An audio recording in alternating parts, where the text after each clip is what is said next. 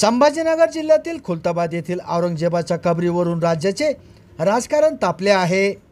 त्यामुळे खुलताबादमध्ये कबरीभोवती कडेकोट बंदोबस्त तैनात करण्यात आला।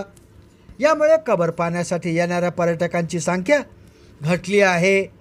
सध्याच्या आणि एरवीच्या काळात रोज 60 पेक्षा कमी पर्यटक आणि नागरिक येतात। मात्र रमजान ईदच्या सुट्टीमुळे सोमवारी 31 मार्च रोजी 3000 पेक्षा अधिक पर्यटक नागरिकांनी भेट दिल्याची माहिती समोर येत आहे। सकाळी 9 ते सायंकाळी 7 पर्यंत चक्क पर्यटकांची नागरिकांची रांग लागली होती।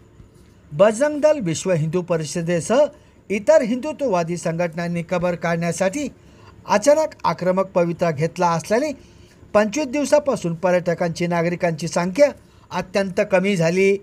मात्र रमजान ईदच्या सुट्टीमुळे एकाएकी गर्दी उसळल्याचे पाहायला मिळाले। औरंगजेबाची कबर संरक्षित स्मारक आहे। केंद्रीय पुरातत्व खात्याच्या अखत्यारीत ती येत असल्याने या कबरीला पोलिसांचे संरक्षण आहे। कबर परिसरात काही दिवसापासून कडक पोलीस बंदोबस्त तैनात करण्यात आला।